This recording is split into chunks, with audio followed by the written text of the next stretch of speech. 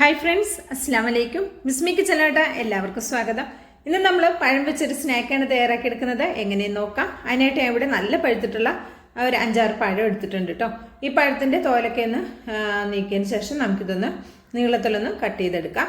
നമ്മൾ പഴംപൊരിയാണ് ഉണ്ടാക്കുന്നത്. ഈ പഴംപൊരിയിൽ 2 സ്പെഷ്യൽ ചേരുവകൾ നമ്മൾ ചേർത്ത് കൊടുക്കുന്നുണ്ട്. എന്നിട്ടാണ് നമ്മൾ ഈ പഴംപൊരി തയ്യാറാക്കുന്നത്. നല്ല സൂപ്പർ സോഫ്റ്റ് ആയിട്ടുള്ള നല്ല ടേസ്റ്റി ആയിട്ടുള്ള ഒരു പഴംപൊരിയാണ് കേട്ടോ. അപ്പോൾ വീഡിയോ ഒന്ന് സ്കിപ്പ് ചെയ്യാതെ കണ്ടു നോക്കുക, അല്ലെങ്കിൽ നമ്മുടെ സ്പെഷ്യൽ ഇൻഗ്രീഡിയൻസ് മിസ്സായി പോകും. പിന്നെ അതുപോലെ തന്നെ വീഡിയോ കാണുമ്പോൾ തന്നെ ഒരു ലൈക്ക് തന്ന് സപ്പോർട്ട് ചെയ്യാൻ ആരും മറക്കരുത് കേട്ടോ. അതുപോലെ തന്നെ വ്യൂവേഴ്സൊക്കെ ഇപ്പോൾ ഒരുപാട് കുറവാണ്. അപ്പോൾ നിങ്ങൾ തീർച്ചയായിട്ടും വീഡിയോ ഒന്ന് നോട്ടിഫിക്കേഷൻ വരുന്നില്ലെന്നൊന്ന് ശ്രദ്ധിക്കുക. എന്നിട്ട് വീഡിയോ ഒന്ന് കണ്ടു നോക്കുക കേട്ടോ. അപ്പോൾ നമുക്കിങ്ങനെ നീളത്തിൽ കട്ട് ചെയ്യാം, അല്ലെങ്കിൽ നിങ്ങൾക്ക് ചെറുതായിട്ടുള്ള പഴംപൊരി മതിയെങ്കിൽ ഇങ്ങനെ ചെരിച്ചിട്ട് കട്ട് ചെയ്തെടുക്കാം കേട്ടോ. അപ്പോൾ ഞാൻ ഇങ്ങനെ വലുതാക്കിയിട്ടാണ് കട്ട് ചെയ്തെടുക്കുന്നത്. ഒരു പഴത്തിന് 2 ആക്കിയിട്ട് കട്ടാക്കി എടുക്കുന്നുണ്ട് കേട്ടോ.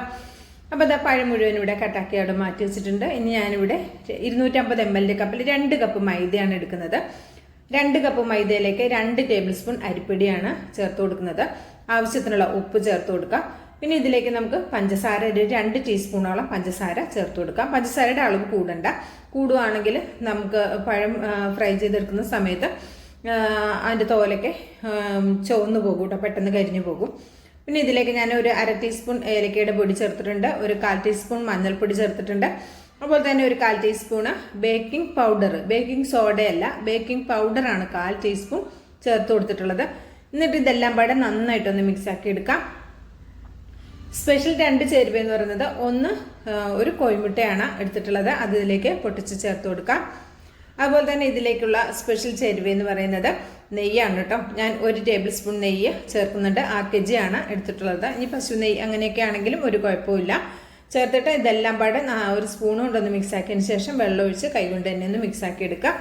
പഴംപൊരിയുടെ മാവ് മിക്സ് ചെയ്യുന്ന സമയത്ത് നമ്മൾ നന്നായിട്ട് കൈകൊണ്ട് ഇങ്ങനെ അടിച്ച് പതിപ്പിച്ച് കുഴച്ചെടുത്തു കഴിഞ്ഞാൽ ആ പഴംപൊരി നല്ല സോഫ്റ്റ് ആയിരിക്കും, നല്ല ടേസ്റ്റും ആയിരിക്കും കഴിക്കാനായിട്ട് കേട്ടോ. അപ്പോൾ നിങ്ങൾക്ക് ബേക്കിംഗ് പൗഡർ വേണ്ടാന്നുണ്ടെങ്കിൽ അത് ഒഴിവാക്കാം. മുട്ട ചേർത്താൽ തന്നെ അത്യാവശ്യം നല്ല സോഫ്റ്റും ഉണ്ടാകും. നെയ്യും ഒക്കെ പഠിച്ച് വരുമ്പോൾ നല്ല അടിപൊളി ടേസ്റ്റാണ് കേട്ടോ. അപ്പോൾ നിങ്ങൾക്ക് ഇനി ഇതിലേക്ക് എള്ളൊക്കെ ചേർക്കണമെങ്കിൽ അങ്ങനെയും ചേർക്കാം കേട്ടോ. വെളുത്തതോ കറുത്തതോ ആയ എള്ളൊക്കെ ചേർക്കണമെങ്കിൽ ചേർക്കാം. അല്ലെങ്കിൽ ഇതിലേക്ക് കുറച്ച് തേങ്ങ ചിരകി ചേർത്തിട്ട് അങ്ങനെയും നമുക്ക് ഈ പഴംപൊരി തയ്യാറാക്കി എടുക്കാം. അപ്പോൾ വെറൈറ്റി ആയിട്ട് നിങ്ങൾക്ക് ഏത് രീതിയിൽ തയ്യാറാക്കണമെന്ന് ഇഷ്ടമുണ്ടെങ്കിൽ അതേപോലെ തേങ്ങയൊക്കെ ചേർത്തിട്ട് വേണമെങ്കിൽ അങ്ങനെയും ചേർക്കാം. അങ്ങനെ നിങ്ങൾ തേങ്ങ ചേർക്കുന്നുണ്ടെങ്കിൽ ഒരു 3 ടേബിൾ സ്പൂണൊക്കെ തേങ്ങ ചേർത്താൽ മതി. കൂടുതൽ തേങ്ങ ആകരുത് കേട്ടോ. അപ്പോൾ നമ്മൾ ഫ്രൈ ചെയ്യുന്ന സമയത്ത് മാവിൽ നിന്ന് വിട്ടുപോരും. അപ്പോൾ കുറച്ച് തേങ്ങ നല്ല ചെറുതാക്കി ചെറുകിയ തേങ്ങയൊക്കെ ചേർത്താലും കുറച്ച് നല്ല അടിപൊളി ടേസ്റ്റ് ആയിരിക്കും. അപ്പോൾ ഞാൻ തേങ്ങ ചേർക്കുന്നില്ല കേട്ടോ. അപ്പോൾ ഇതേപോലെ നന്നായിട്ട് കൈകൊണ്ട് അടിച്ച് പതപ്പിച്ച് എടുത്തു കഴിഞ്ഞാൽ മാവ് ഒരുപാട് വെള്ളം ഒഴിക്കാതെ തന്നെ ലൂസായി കിട്ടും. ഈ ഒരു പരുവത്തിലാണ് നമുക്ക് മാവ് വേണ്ടത് കേട്ടോ.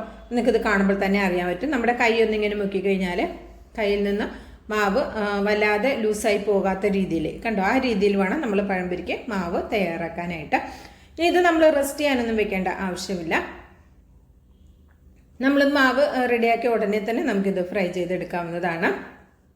അപ്പം അതിനായിട്ട് ഇവിടെ കുറച്ച് ഓയിൽ, സൺഫ്ലവർ ഓയിലാണ് എടുത്തത്. നിങ്ങൾക്ക് വെളിച്ചെണ്ണ മതിയെങ്കിൽ വെളിച്ചെണ്ണയിലും യൂസ് ചെയ്യാവുന്നതാണ്. അപ്പോൾ കുറച്ചധികം ഓയിൽ ഒഴിച്ചു കൊടുക്കാം കേട്ടോ. ഇത് നന്നായിട്ടൊന്ന് മുങ്ങി ഫ്രൈ ആകാൻ വേണ്ടിയിട്ട്. അപ്പോൾ ഓയിൽ അത്യാവശ്യം ഹൈ ഫ്ലെയിമിൽ വെച്ച് നന്നായി ചൂടായി വരട്ടെ. ചൂടായി വന്നതിന് ശേഷം ഫ്ലെയിം ഒന്ന് കുറച്ച് കൊടുക്കുക കേട്ടോ. ഒരുപാട് കട്ട ചൂടാണെങ്കിൽ പിന്നെ പെട്ടെന്ന് തന്നെ മാവ് അങ്ങോട്ട് കരിഞ്ഞു പോകും, പഴമൊക്കെ വേകാതെ ഇരിക്കും. അപ്പോൾ ഒന്ന് മീഡിയത്തേക്ക് ആക്കി കൊടുക്കുക. എണ്ണയുടെ ചൂട് ക്രമീകരിച്ചിട്ട് ഇത് ഫ്രൈ ചെയ്തെടുക്കാവുന്നതാണ്. അപ്പോൾ ഇതേപോലെ ഒന്ന് മുക്കി പൊരിച്ചെടുക്കാം. ഇങ്ങനെയൊന്ന് മുക്കിയതിന് ശേഷം ഇങ്ങനെയൊന്ന് പൊക്കി പിടിച്ചു കഴിഞ്ഞാൽ അതിൽ നിന്നുള്ള മാവൊക്കെ താഴത്തേക്ക് ഇങ്ങനെ അധികമുള്ള മാവൊക്കെ പുറത്തേക്ക് ഇങ്ങനെ ഒഴുകി വരും. എന്നിട്ട് നമുക്കിങ്ങനെ ഇട്ട് കൊടുത്താൽ മതി കേട്ടോ. അപ്പോൾ ഒരുപാട് മാവ് നമ്മുടെ പഴംപൊരിയിൽ പിടിക്കില്ല. നല്ല ടേസ്റ്റി ആയിട്ടുള്ള നല്ല സൂപ്പറായിട്ടുള്ള ഒരു പഴംപൊരി നമുക്ക് റെഡിയാക്കി എടുക്കാനും പറ്റും. പഴംപൊരിയൊക്കെ എല്ലാവർക്കും ഇഷ്ടമാണ് അല്ലേ. ഏത് കാലത്തും ട്രെൻഡിങ് ആയിട്ട് പോകുന്ന ഒരു ഐറ്റമാണ് പഴംപൊരി. നമ്മൾക്ക് ഏത് സമയത്തും പഴംപൊരി തിന്നാൽ കഴിക്കാൻ ഒരുപാട് ഇഷ്ടമുണ്ടാകും. അപ്പോൾ ചൂട് ചായയും പഴംപൊരിയും അടിപൊളി കോമ്പിനേഷനാണ്. ഇത് മഴക്കാലത്താണ് അധികം കോമ്പിനേഷൻ ആവുന്നത്.